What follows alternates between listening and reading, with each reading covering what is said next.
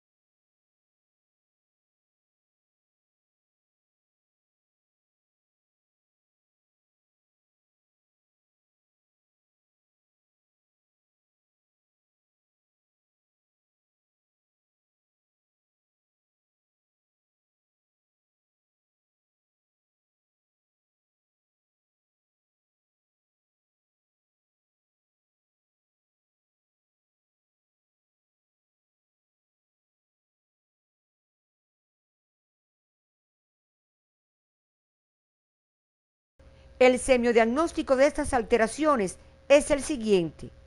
En caso de anosmia, se debe pensar en tumores del lóbulo frontal, como son los meningiomas, y en fracturas de la base del cráneo. La parosmia se observa en caso de histeria, psicosis y lesiones del lóbulo temporal. Y las alucinaciones olfatorias se presentan en lesiones del lóbulo temporal y en crisis parciales de la epilepsia. Para la exploración del segundo par craneal u óptico se utilizan varias técnicas que el médico general debe y puede realizar antes de remitir a un especialista, a través de las cuales puede encontrar varias alteraciones como son: a la exploración de la agudeza visual puede encontrar disminución de la misma, la que puede presentar desde la visión en cuentadedos hasta la maurosis o ceguera, la que se debe a varias causas como son errores de la refracción, opacidad de los medios transparentes del ojo, lesiones de la retina y lesiones de las vías ópticas. Otras técnicas son la perimetría y la campimetría, las que serán profundizadas en la asignatura de oftalmología, pero es conveniente recordar las alteraciones fundamentales que nos permitan interpretar el informe que nos brinda el oftalmólogo. Recordarás la integración de la vía óptica como mostramos en la pantalla. Observa que cada campo visual está dividido en dos porciones, una interna o nasal y una externa o temporal, y precisa cómo la porción temporal del campo visual corresponde a la porción nasal de la retina y que la porción nasal del campo visual corresponde a la porción temporal de la retina. Estas vías a nivel del quiasma óptico se decusan las fibras provenientes de las porciones nasales de cada retina y comprenderás así las alteraciones que se producen y su topografía. Si la lesión asienta en el nervio óptico de un lado, se producirá amaurosis o ceguera. Si por el contrario la lesión afecta al quiasma óptico, se producirá pérdida de la visión en la porción temporal de cada uno de los ojos y se denomina hemianopsia heterónima. Si la lesión afecta una cintilla óptica, producirá la pérdida de la visión de la porción nasal del campo visual del mismo lado y la pérdida de la visión de la porción temporal del campo visual del ojo opuesto. Es la llamada hemianopsia homónima. Otra de las alteraciones importantes puede ser apreciada a través del fondo de ojo, el que se realiza con el oftalmoscopio y que ya fue realizado durante la clase práctica. Entre los principales hallazgos puede encontrar un fondo de ojo normal, atrofia de la papila, donde el disco se observa de color blanco o gris perla, según sea primaria o secundaria, edema de la papila, en la que se observará hinchazón del nervio óptico con hiperemia y borramiento de sus bordes y elevación. Observa las imágenes que te estamos mostrando, primeramente un fondo de ojo normal y luego uno con atrofia óptica y el último un edema de la papila. Estas alteraciones y otras que se presentan en este par craneal debes revisarla en tu libro de texto. Las principales entidades que pueden producir trastornos en el fondo de ojo son inflamación del nervio óptico, como se observa en el curso de la esclerosis múltiple y es retrovulvar, la que se observa en el curso de otras enfermedades como la diabetes mellitus y la sífilis, que es óptica o vulvar. El edema de la papila se debe generalmente a tumores del cerebro, abscesos, hemorragias, hipertensión arterial, entre otras. La atrofia óptica se observa en la tabes y en la esclerosis múltiple, y la que se presenta secundaria a las neuritis, glaucoma o aumento de la presión intracraneal. Las opacidades del cristalino, que se observan en las cicatrices de la córnea y alteraciones retinianas ateroescleróticas.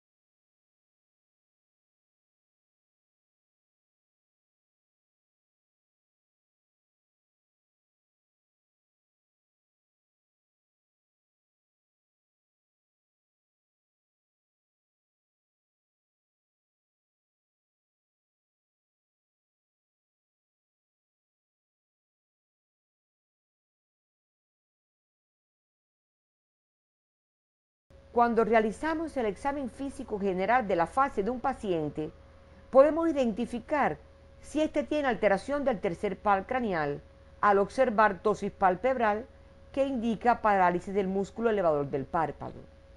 Las parálisis que interesan a los músculos del ojo reciben el nombre de oftalmoplegias y estas se clasifican en nucleares, supranucleares e infranucleares. En las oftalmoplegias nucleares, la lesión se encuentra en el núcleo del par afectado, en el tallo cerebral. Las oftalmoplegias infranucleares se trata de lesiones que afectan al nervio por debajo de su núcleo real de origen. Si se trata de parálisis del tercer par, habrá ptosis palpebral y cuando se abre el ojo, comprobaremos que éste no se puede mover hacia arriba, abajo y adentro. Y se encontrará además dilatación pupilar y falta de los reflejos fotomotor y acomodación en ese ojo. Las causas más frecuentes son las aneurismas del polígono de Willis y tumores cerebrales que originan hernias a través de la tienda del cerebelo.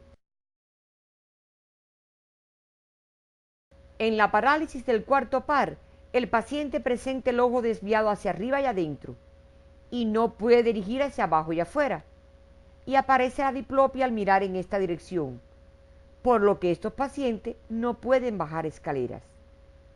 En la parálisis del sexto par, el ojo se desvía hacia adentro, o sea, estrabismo interno convergente. Te recomendamos estudies las oftalmoplegias supranucleares en tu libro de texto. Orientaremos ahora el estudio de las lesiones de la porción intrínseca al tercer par craneal, la que se encuentra localizada a nivel de la pupila, ya sea alteraciones del tamaño y morfología de la misma, o alteraciones de los reflejos pupilares.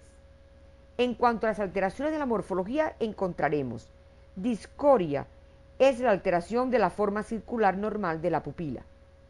Pupila excéntrica o ectópica, que carece de valor diagnóstico, pues puede ser secuela de un trauma o una iritis. Anisocoria, de gran valor diagnóstico, consiste en la desigualdad del tamaño entre las dos pupilas.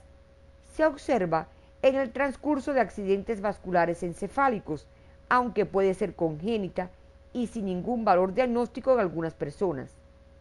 La miosis es la disminución del tamaño de la pupila por debajo de 2 milímetros, es reflejo de una menor actividad cerebral. Y la midriasis, que consiste en la dilatación por encima de 5 milímetros de la pupila. Sus causas fundamentalmente son el uso de algunas drogas o tóxicos como la atropina, la cocaína y el benzol. Las demás causas puedes revisarla en tu libro de texto. Deben recordar, los reflejos pupilares son básicamente tres: el fotomotor, el consensual y el de convergencia. Las principales alteraciones de estos reflejos son ausencia del reflejo fotomotor, como se observa en la atrofia del nervio óptico o en la parálisis del tercer par, conjuntamente con ausencia del reflejo de acomodación. La ausencia del reflejo fotomotor y conservación del reflejo de acomodación, conocido como el signo de Argyll-Robertson, en el cual no hay respuesta a la luz, sin embargo, hay respuesta de la pupila cuando se explora la acomodación a la distancia. Es un signo importante en la neurosífilis.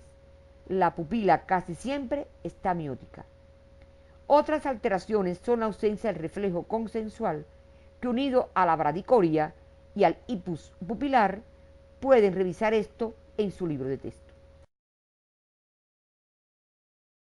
Estudiar las alteraciones del quinto par craneal o trigémino, tendrás en cuenta que es un par mixto, por lo que existen alteraciones motoras y sensitivas.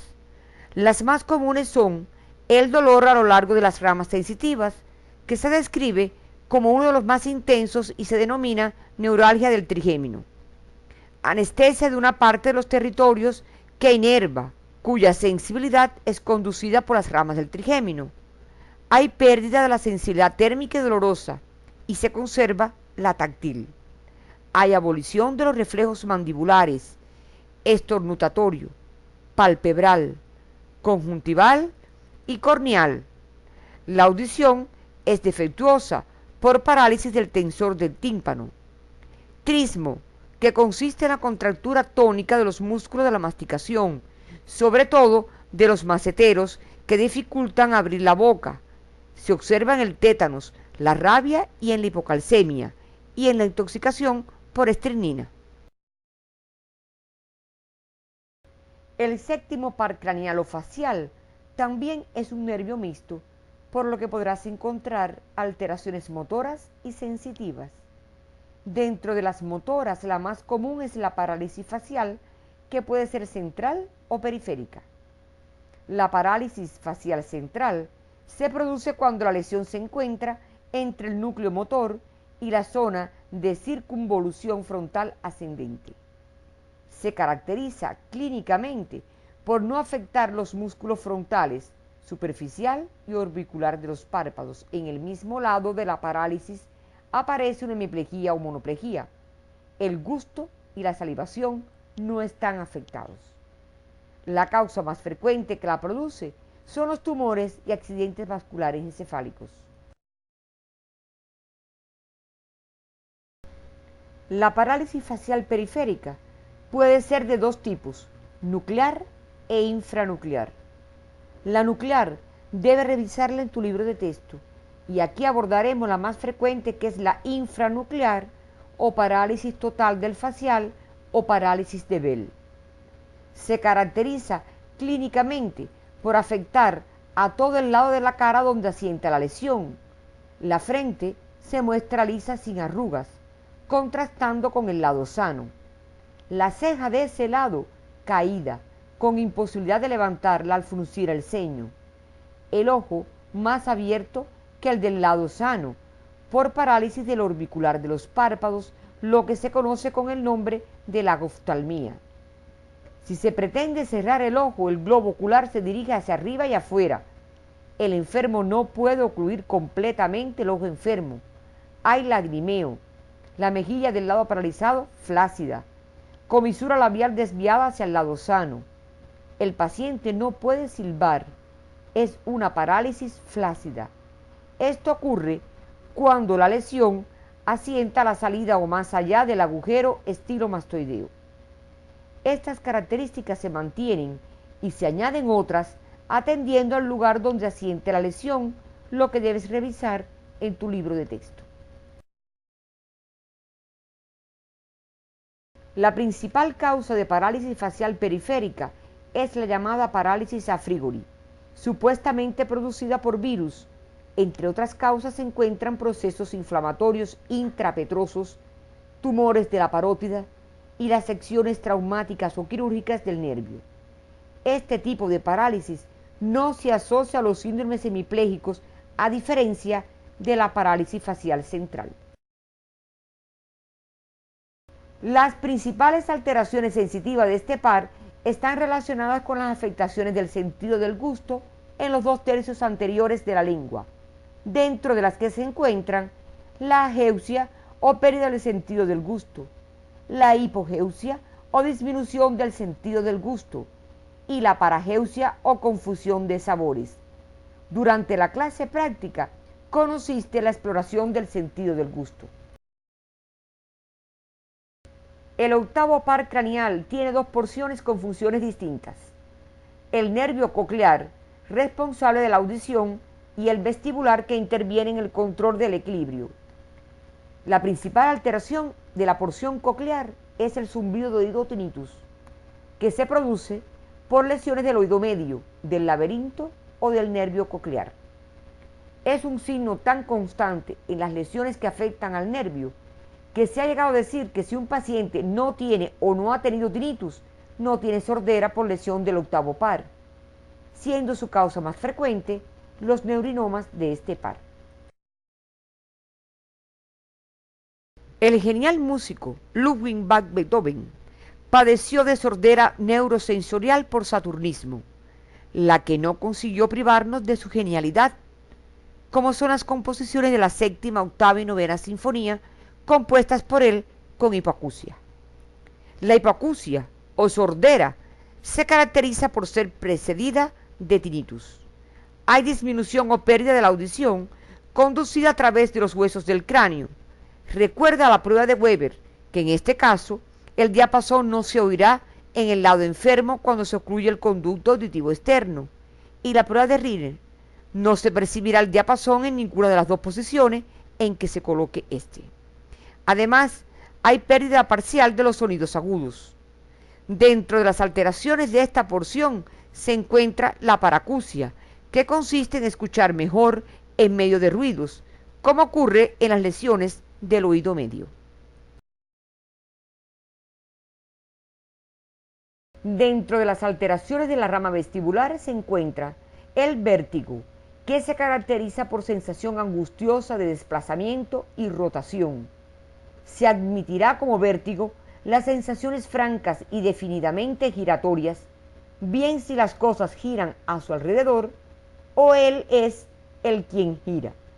Puede presentarse aislado o acompañado de palidez, sudoración, vómitos, diarreas, bradicardia y sensación de angustia, que son desagradables para el paciente.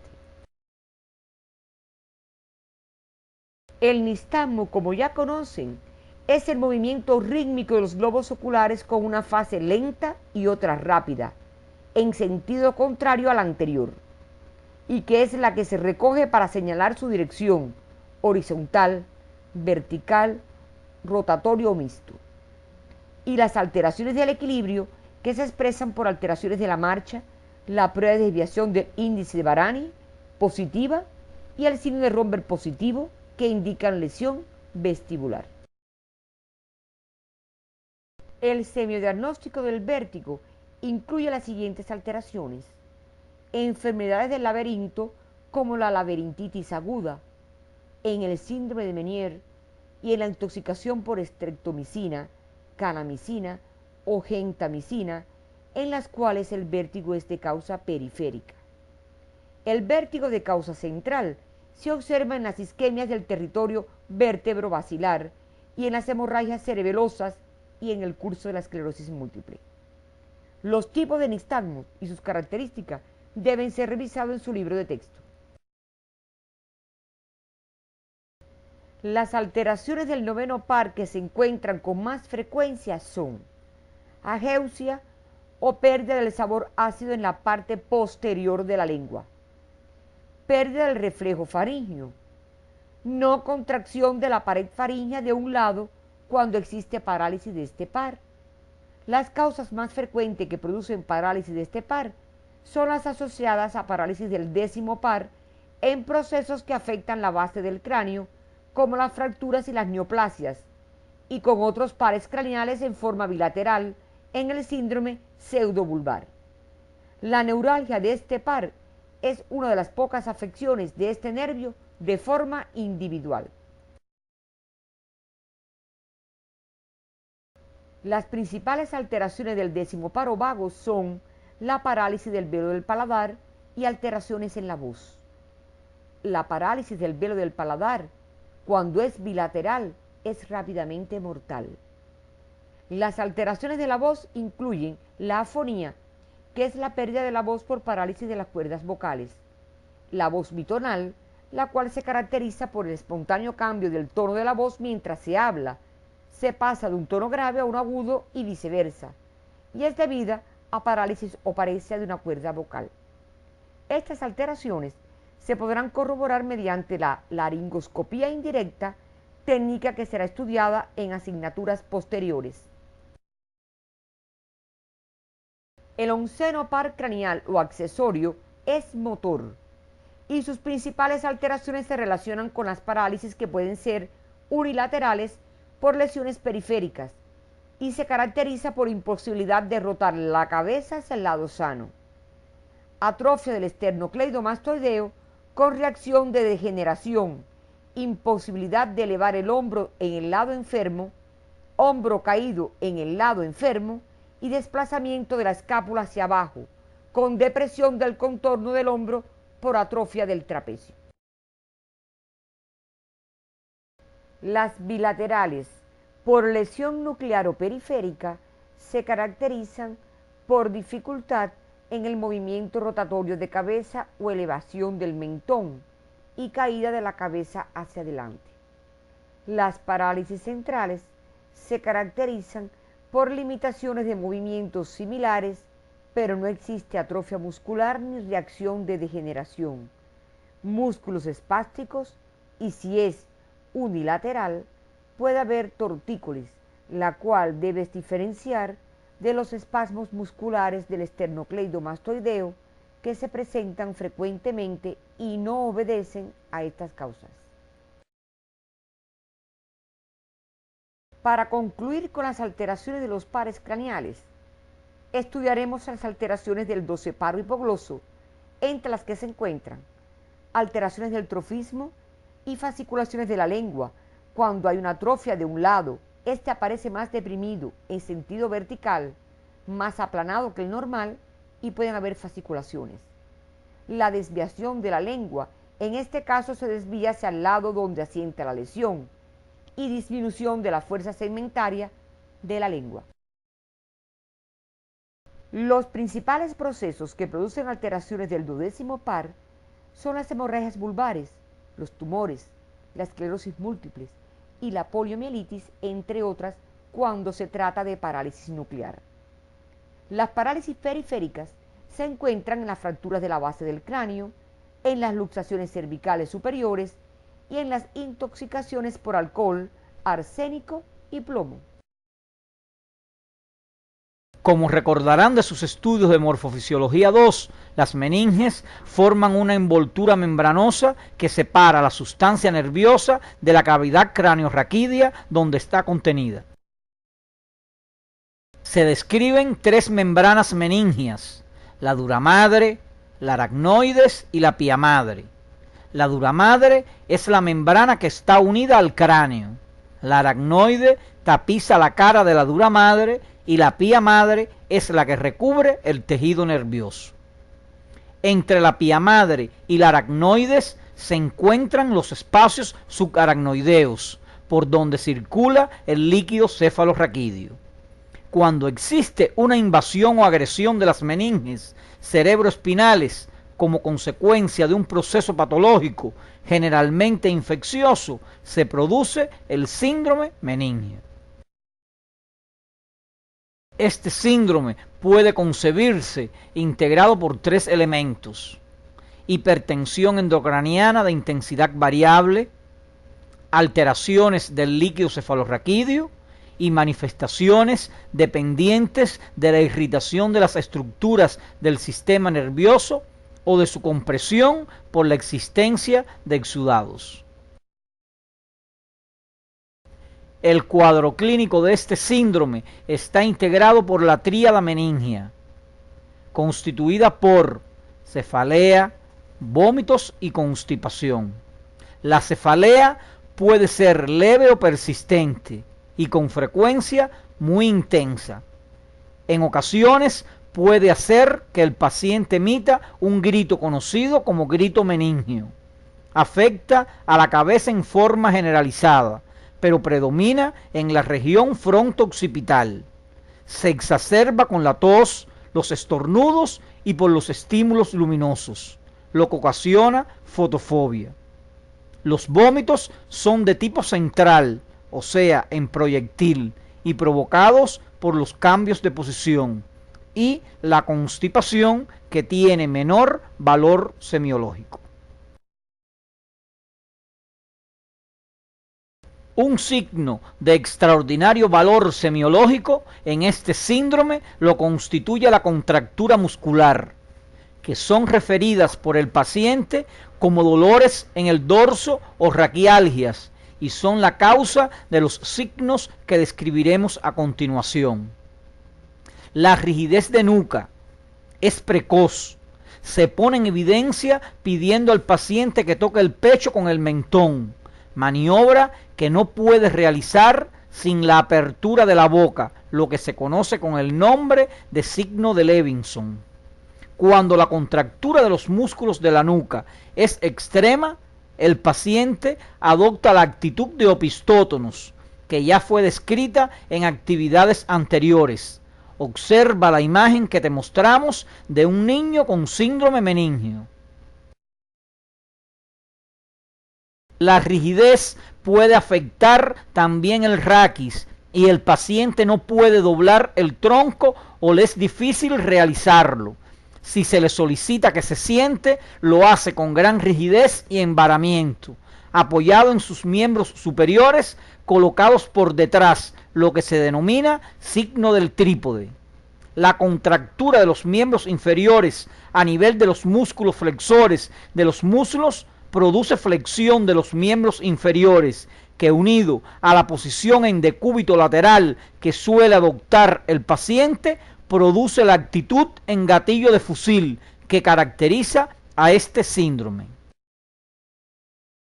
Se observa además la contractura de los músculos de la pared abdominal en su parte anterior, que puede producir su retracción o depresión, denominado vientre en batea.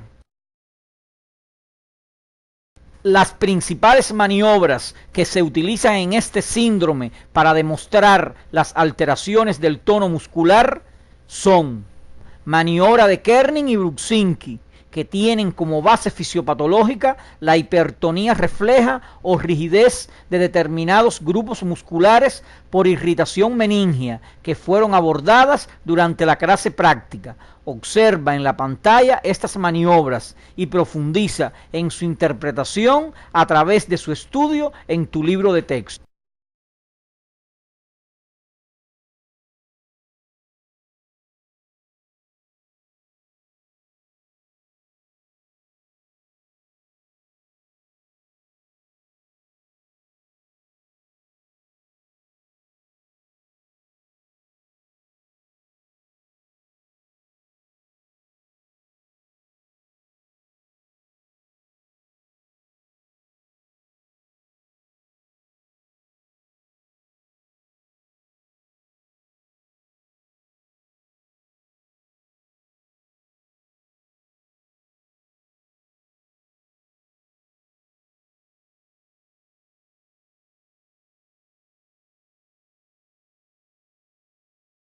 Este síndrome en los niños se puede presentar con ausencia de signos meningios y predominan las convulsiones y los vómitos.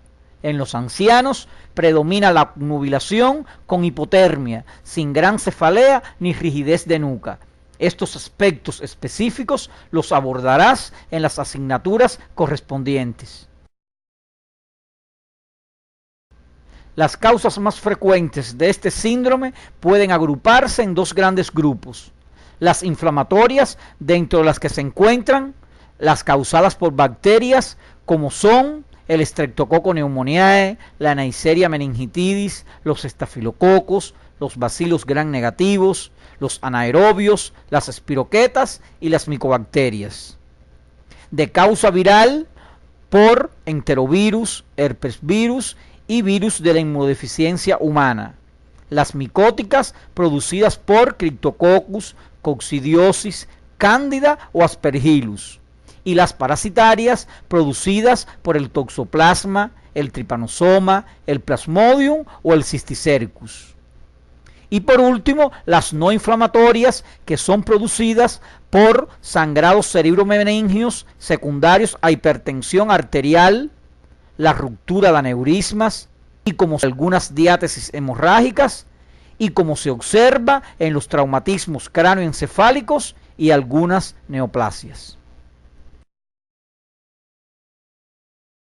Los estudios analíticos que se realizan en el líquido cefalorraquídeo ya lo conocen de clases anteriores y nos referiremos a las alteraciones de este en el síndrome meningio. En el síndrome meningio, cuando la causa inflamatoria es de causa viral, el estudio citoquímico del líquido cefalorraquídeo puede describirse con las siguientes evidencias. El aspecto del líquido es claro, transparente, la presión se encuentra normal o ligeramente aumentada, la concentración de glucosa es normal, al igual que la de los cloruros, las proteínas se encuentran aumentadas y las células aumentan, lo que se denomina pleocitosis, en 50 a 100 por 10 a la 6 por litro, a predominio de linfocitos. En los síndromes meningios de causa bacteriana y o micótica, el aspecto del líquido es turbio, el color puede ser gris, blanco, amarillento o verdoso, lo que es indicativo de la presencia de pus. La presión se encuentra aumentada, la glucosa está disminuida, los cloruros, en el caso de las bacterianas, pueden estar normal o bajos, y las proteínas se encuentran muy aumentadas. Las células generalmente se encuentran muy aumentadas por encima de 100 por 10 a la 6 por litros, a predominio de neutrófilos. Si la meningoencefalitis es de causa tuberculosa, las células que predominan en dicha proporción son los linfocitos. El síndrome meningio de causa no inflamatoria producido por hemorragia cerebrovascular, el aspecto del líquido cefalorraquídeo es turbio, de color rojo sanguinolento, en dependencia de la intensidad de la hemorragia. La presión se encuentra muy aumentada, la glucosa es normal o aumentada. Las proteínas están muy aumentadas debido a la presencia de sangre y con ella su porción proteica. Se observa xantocromía después de centrifugado el líquido y al examen microscópico los hematíes poseen aspecto carenado debido a la deshidratación celular dada su permanencia por más de 2 horas en el canal medular. Para terminar nuestra actividad de hoy, lo hacemos con un síndrome que causa gran conmoción y preocupación a los médicos. Nos referimos al síndrome comatoso. Antes de referirnos al concepto de este síndrome, debemos aclarar que hay estados que quedan fuera de este cuadro, como son las crisis histéricas, las crisis epilépticas que se acompañan de pérdida del conocimiento, la narcolepsia y las crisis sincopales de diversas causas. Entonces cabe preguntarnos, ¿qué se conoce por coma? Es un estado de inconsciencia en que se han perdido las funciones de la vida de relación como la motilidad y la sensibilidad, pero se conservan las de vida vegetativa. Es un estado grave que puede deberse a las más variadas causas, tanto intracraneales como extracraneales. En el cuadro clínico del coma se distinguen los siguientes estadios evolutivos: la obnubilación, el estupor, el coma propiamente dicho, el coma carus y el coma de Passé. La obnubilación constituye una de las primeras manifestaciones. El paciente yace en cama, mueve los globos oculares, entreabre perezosamente los párpados, no muestra interés por lo que le rodea. Para obtener respuesta hay que interrogarlo varias veces. Tiene disminución de la tensión, sus respuestas son breves y vacilantes, pero correctas.